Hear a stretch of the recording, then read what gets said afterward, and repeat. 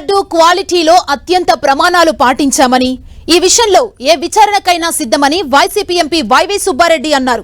100 రోజుల కూటమి ప్రభుత్వ పాలనలో వైఫల్యాలను కప్పిపుచ్చుకునేందుకే చంద్రబాబు వైసీపీపై దుష్ప్రచారం చేస్తున్నారని మండిపడ్డారు. భక్తుల మనోభావాలను దెబ్బతీసేలా చంద్రబాబు మాట్లాడారని వైవి సుబ్బారెడ్డి అన్నారు. దీనిపై ఆధారాలు చూపించకపోతే న్యాయ పోరాటం చేస్తామని ఆయన అన్నారు. ముఖ్యమంత్రి చంద్రబాబు నాయుడు గారు ఆయనకి మతి భ్రమించి మాట్లాడారా, కావాలని మాట్లాడారా, ఇంత ఘోరంగా మాట్లాడటం అనేది ప్రజలెవరు కూడా తట్టుకోలేకపోతున్నారు. మరి ప్రూవ్ చేయండి అని చెప్తున్నా కదా. ఇటువంటి నీచమైన కార్యక్రమం తిరుమల తిరుపతి దేవస్థానంలో మా ప్రభుత్వం అధికారంలోకి వచ్చినాక ఎప్పుడు జరగలేదు. 5 సంవత్సరాలు చాలా మీకు వస్తున్నాను.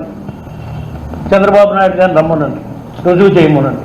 ఆయన అధికారంలో ఉన్నాడు, ఏ ఎంక్వైరీని వేసుకోమనండి. కూటమి ప్రభుత్వం, ఢిల్లీలో కూడా వాళ్ళదే ప్రభుత్వం, ఏ ఎంక్వైరీని వేసుకోమనండి, మేము రెడీగా ఉన్నాం.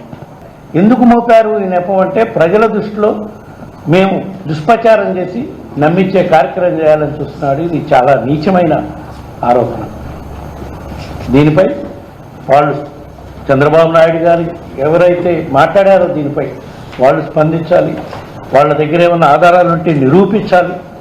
లేకపోతే తప్పకుండా దీనిపై డిఫమేషన్ కేసెస్ దానికి అన్ని విధాల ఏర్పాట్లు చేస్తాం. ఇక్కడేదో మన హైకోర్టులోనో ఇంకో హైకోర్టులోనే కాకుండా, ఎందుకంటే స్వామివారి భక్తులు ప్రపంచవ్యాప్తంగా ఉన్నారు కాబట్టి దీన్ని అవసరమైతే సుప్రీంకోర్టులో కూడా దీనిపై కేసేసే కార్యక్రమం చేస్తామని చెప్పి ఈ సందర్భంగా తెలియజేస్తున్నాం.